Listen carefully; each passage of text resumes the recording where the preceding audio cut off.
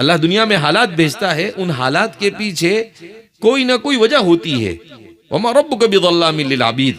تاتاریوں کے زمانے میں مسلمانوں کو بہت مارا گیا، اتنا مسلمانوں کو مارا گیا کہ اس زمانے میں امام ابن اسیر نے کتاب لکھی ہے الکامل فی تاریخ، میں نے خود پڑھا ہے اس کتاب میں عربی کی عبارت، اس میں انہوں نے لکھا ہے کہ مجھے ایسا لگتا ہے کہ اب قیامت قریب آ گئی اور دنیا کیا ہو جائے گی، ختم ہو جائے گی۔ یعنی اتنا مسلمانوں کو مارا گیا کہ ایسا اس زمانے کے بڑے بڑے علماء یہ سوچنے لگے کہ یار اب دنیا بہت لمبا چلنے والی ہے نہیں، لیکن اللہ کا ایسا احسان اور اللہ کا ایسا فضل کہ اس کے صرف 30 سال کے بعد وہی تاتاری دشمن اسلام میں داخل ہوتا ہے، اور پھر صرف داخل نہیں ہوتا ہے، پوری دنیا میں گھوم گھوم کر اسلام پھیلاتا ہے۔ تو ان کے زمانے میں، تاتاریوں کے زمانے میں، ایک مرتبہ تاتاری بادشاہ جنگل سے گزر رہا تھا تو ایک عالم کو پکڑ کر لایا گیا، کہا کہ یہ جھوپڑی دیکھو کون ہے اس میں؟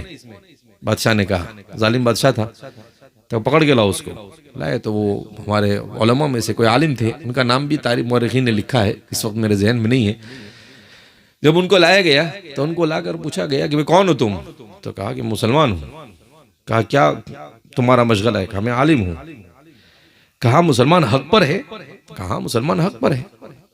کہا جب مسلمان حق پر ہے تو مسلمانوں کو ہم مار رہے ہیں، پھر بھی مسلمانوں کا خدا کیوں ان کی مدد نہیں کرتا ہے؟ اور ہم کو اتنا پاور، ہم کو اتنی طاقت کیوں دی ہے؟ وہ بھی اللہ والے تھے، وہ ڈرے نہیں اس سے۔ انہوں نے ٹھنڈی سانس لی اور ٹھنڈی سانس لے کر کہا کہ میرے ایک سوال کا جواب دو گے؟ کہا کیا؟ کہا جب آدمی گھر سے بکری کا ریوڑ لے کر نکلتا ہے تو ساتھ میں کتا بھی رکھتا ہے۔ بکری کا ریوڑ جب چرانے کے لیے نکلتا ہے تو ساتھ میں کیا رکھتا ہے؟ ایک کتا بھی رکھتا ہے۔ کہا ایک کتا کیوں رکھتا ہے؟ تو وہ سوچنے لگا، اس کے بعد کہا کہ اس نے کتا اس لیے رکھتا ہے کہ اگر بکری میں سے کوئی ادھر ادھر ہو جاوے تو وہ کتا اس کو کیا کرے؟ واپس ریوڑ میں لا کر کیا کر دے؟ رکھ دے، اور تھوڑی سی چوکیداری کرے۔